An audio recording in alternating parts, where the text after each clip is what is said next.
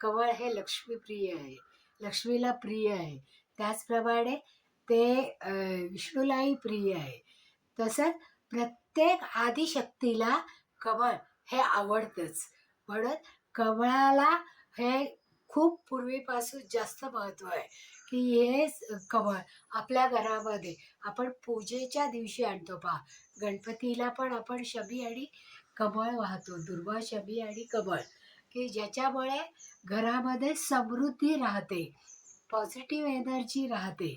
आणि ज्या ज्या काही अस्थैर्य असतं, आता काही वेळा असं आपल्याला वाटतं पहा, की एकदम आर्थिक स्तर खालावतो किंवा आरोग्यात बिघाड होतो किंवा मुलं ऐकत नाही, खूप कलह होतो घरामध्ये, की त्यांच्या अभ्यासावरनं किंवा त्यांच्या चंचलपणामुळे अशी जेव्हा लक्षणं आपल्या घरामध्ये दिसायला लागतात, तेव्हा आपल्या घरातली पॉझिटिव्ह एनर्जी ही कमी झालेली आहे हे लक्षात येतं.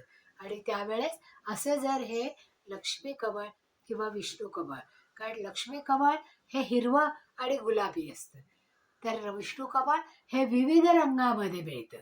आणि ते आणून सहज जगण्यासारखं हे झाड आहे. तर ते झाड आपण जेव्हा घरामध्ये आणतो, त्याच्यामुळे लक्ष्मी आणि विष्णूला एकत्रित आपल्या घरामध्ये आपण आणल्यासारखं होतं आणि लक्ष्मी विष्णूचा वास आपल्या घरामध्ये राहतो. शुक्रवारी किंवा गुरुवारी हे दोन्ही शुभवार आहेत पहा, कारण शुक्रवार हा लक्ष्मीचा आहे आणि गुरुवार हा विष्णूचा आहे. तर त्याच्यासाठी दत्तगुरूंचा म्हणजे विष्णूंचा, कारण त्याच्यामध्ये ब्रह्मा विष्णू आणि महेश आहेत.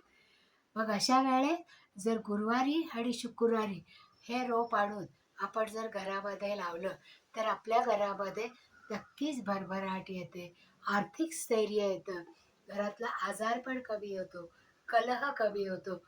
म्हणजेच पॉझिटिव्ह एनर्जीची वाढ ही जास्तीत जास्त प्रमाणात होते आणि आपल्या घरामध्ये सगळ्या दृष्टीने स्वास्थ्य निर्माण होतं.